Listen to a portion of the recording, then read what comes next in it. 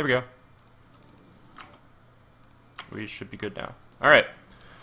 Up here in the top right-hand corner of this ridiculously large map, it is Roxas Titan, spawning as the red Protoss. And his opponent over on the opposite side of this ridiculously large map known as Whirlwind, matching the tile set of the map quite nicely. It's the green Terran Lucifron. Yeah. Representing Spain. And, I don't know, there are two schools of thought behind going into this map in a TVP. Your late game is going to be okay. Drops are ridiculously effective. Split pushing is just so great because not only is it a large map, but the bases are generally spread out pretty well, especially when after you've taken your third. Protoss taking a fourth on this map without sufficient AoE is nearly impossible. So yeah, let's not forget all these expansions have 2 ramps. So I mean, if the Protoss player decides to force field off a ramp, guess what? You just go around and come up the other side. Yeah. So you're either set to go in for a 15 command center, like we see Lucifron going for, or you go for some one-base gas Hellion Banshee play. It was like really popular. Cass does it in the foreign scene almost every game on this map in TVP, but we also see so many Korean players using it. I think the most recent example in the GSL is Bogus, actually. Bogus and then Fantasy. Fantasy against MVP Vampire. See. So he's actually opting to wall off here with the command center. I don't know. I'm of the opinion it'll keep that him out of the base, but it does kind of give away what you're doing, defeating the purpose of the wall. Yeah, the only reason you would do this is against like early chrono boosted gateway pressure, and the map is so large that proxies just don't ever happen on this map without map hacks, and you don't have. Like, you have a fair amount of time to actually lift this command center and put it down to your... Naturally, your opponent's most likely going to go for Nexus first. That puts you at a little bit of an economical disadvantage. But it's negligible. So we'll see what Titan wants to go for here. The funny thing is, because this map is so big, by the way, guys, by the time Titan actually scouts this, the command center will be finished. Yeah. Pretty much. It may even be lifted down to the low ground, too. Morphing it into an overall. I would love for it to be like that intense level of mind games where this command center is lifted off and just straight up hidden rather than like moved anywhere. But no, that's not gonna happen. Tasia actually does that. There was a brief period of time, like Tasia loves to hide his racks and stuff, but there was a brief period of time where every single TVP that Tasia opened for a CC first, he would just hide it. Yeah, actually, you know, thinking back to it is with you in the TSL4 qualifiers where, like, every time we got to cast Tasia, it was just kind of like, where is his random building going to go this time?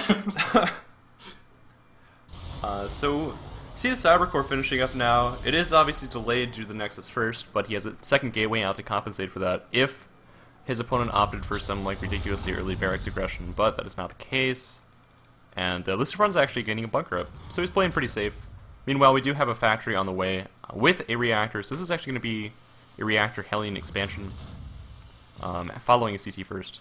I wouldn't be surprised, actually, to see him go for a medevac and then immediately grab a third base. Because you can easily expand behind that pressure and not really be all that vulnerable. Second gas is actually coming up now for Lucifron, so I'm interested to see where he's going to go with this. If that's going to be immediately for double engineering bays, which is like ridiculously common follow-up. Or something new and exciting. And there's a third from Titan. I mean... Wow, what is he, Zerg? I don't understand. You can get away with it, and I would not be surprised at all. We see 3 additional gas coming down right now, but we should see like 6, 7 additional gateways coming down. Because A, that's how Titan likes to play, and B, it's one of the only viable ways to defend this against any sort of 2-base pressure from the Terran. I wouldn't be surprised at all, actually, after that second gas to see Cloak come down here. A little bit delayed, though. Because, like, Banshees are so effective because of the distance between bases and the amount of space behind all these mineral lines. Our first 2 Hellions are actually going to scout, as Lucifron has absolutely no idea where the heck his opponent has spawned. Yeah, it's, he didn't quite get all the way up there to see, I guess. Now these 2 Hellions, Panda, they're actually uncontested. Yeah. We'll catch quite a few probes. And these are more of a scout than anything. I mean, he has additional... nice force field. Yeah, it's still going to cost him a couple probes, though. Oh, Lucifron actually Couple, 6 pros for 2 Hellions. Absolutely worth it, not to mention the scouting information. Yeah. And now we have 4 more following this up, and the Sentry energy has already been burned just on those first 2. Seeing only 4 units out from your opponent, with 2 of them being sentries, he has to know for certain that his opponent's going for a fast third. But here, it's the gateways that I was talking about, and he did see the 3 additional ones coming down on the low ground, so he should have some idea. Oh yeah, double bunker immediately. Lucifron is taking absolutely no chances. But with this, look at how late the robotics facility is. I mean, it's 8 minutes into the game, and Cloak is nearly halfway complete. Oh, Lucifron's going to get both the sentries, Panda. Oh my gosh, that's going to make his push so much weaker. Oh my goodness! All the probes here are starting to get fried. There's some nice spread here from Titan, though. He did evacuate quite a few of them, especially the gas ones. But, I mean, still 12 workers picked off at this point. Not too shabby, but that third base is kind of helping make up for it. Yeah, but meanwhile, the Banshee is coming in here. I think it wants to go for the main, but he should see the third base en route, so... He'll accidentally have a nice gift delivered to him. Yeah, right. Christmas came early for Lucifron. Well, red versus green, you know what? This is actually perfect for Christmas. Let's absolutely. Talk about that for a second. Didn't even realize. And here we go. There has been no observer more. There's some sentries, but I mean, sentries against the especially with Cloak, he's gonna lose these. Such expensive units. And this is pretty much the only way the Titan can possibly hold against any sort of counter push once Lucifron gets his infrastructure up. Stim is halfway complete, and you can be sure. Every single sentry goes down. There's an observer now, but. Man, that was really well done by Lucifron. Yeah. I think recently on Reddit they had a highlight of Lucifron's Hero Banshee versus Scarlet. It had like 40-something kills on it. Just like the intense micro on it was ridiculous. Wow. Ooh, Lucifron unfortunately losing the first Banshee. The second one is going out, and by this he does see the proxy power of Titan. Yeah. Nice, nice, nice. So he will pick this off, but there's that other one to the south he does have to be aware of. Or wary, I guess. There's no way for him to be aware of it yet. Not until a huge warping of like 12 zealots is in your base, I guess. Throughout this game, though, I mean, Lucifron's picked up almost 20 worker kills, and at this point his third has completed. He has double upgrades on the way before his opponent even has his forges down. I mean... Oh, yeah, very rarely do you ever see a Terran pull ahead in upgrades like this. Even more worker kills coming down here, the natural. And he's going to get out with this one, too. It's a lot closer to the edge. He's good to go, and now we've got this contingency of Hellions coming for the third. There are Stalkers here, but Stalkers don't deal with Hellions so good. No, they're fine if you can get them cornered, but without any sentries there, immediately warping in 4, actually. Oh, very nice call by Lucifron there to pull out before he even lost a Hellion. But now he's going back in again, but the Stalkers are still there with that Observer, so he's not going to quite get more Banshee kills. No. But this is cool. You don't often see Terran players utilize Banshee so effectively against a Protoss player. But alternatively, Titan's been ahead for long enough. He's had that third base up. Sure, he's lost a lot of workers, but he's been mining for a lot longer. Yeah, Tasia is, like, kind of the lone hero of trying to use Banshees so often in this matchup. And he's always affected with them. Like, it doesn't matter if they're already 2... Let's see, where is he? There we go.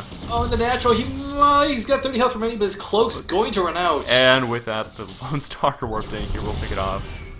Oh, that's a really nice scan by Lucifron, though. It sees everything. Yeah, the Robo-Bay, the double forge, the 3 gates in the back. Now we have this army of Titan, though, creeping up on Lucifron's base. The third is going to be in a lot of trouble, Panda. Yeah. About even an army supply. With 1-1 complete and stim done, I don't see Lucifron having a problem with holding this. There's only 1 sentry in the forefront. No concussive shell, but not the biggest deal in the world, as these force fields, they're not really doing too much other than keeping the Terran army nice and cozy, I guess. This is exactly what you can afford to do. He had no zealots with his composition there, and Lucifron saw that and immediately just stemmed up and ran in there. If there are no zealots, if there's no AoE, then gateway units suck. It doesn't even matter if you have sentry support, especially with medevacs there to heal you up. And even lift up around the force fields. Yeah. We got a second one coming. We got Thermal Lance. We got the upgrades finally. It feels like Titan is finally kicking it into high gear. Might be 7 minutes too late, but you know what? Better late than never. This is the exact same thing that happened game 1, though. I mean, Lucifron just defended. Titan overextended. He lost all of his Stalker support. Oh, nice bait. The Colossus just walking over them force fields. Doesn't even care. Thermal Lance hasn't completed yet. It has so long to go. Now we're going to stim up on the Colossus. It will fall down. It's so fast. Now there's only Stalkers left to deal with these Marauders, and it's just not enough. There's some cannons here, sure, but they're medevacs. 6 Stalkers and a Colossus on the field against all of this bio. And Thermal Lance still has about 20 seconds left on it. And with 9 gateways warping in, I mean, Titan is able to drive this back for now, but it has kind of given away, okay, there are Colossus. Let's get some Vikings out on the field. Yeah. And he does have 2 starports at this point as well. Lucifron is really, really proactive about scouting his opponent's Colossus and then just completely mitigating it. And we're going to see Lucifron push with 2-2, and this is going to be very difficult to hold. One thing I would like to see, he's ridiculously oversaturated his main and his natural, and not so much as a third. Look at that. There we go. He's transferring workers immediately. Makes me happy.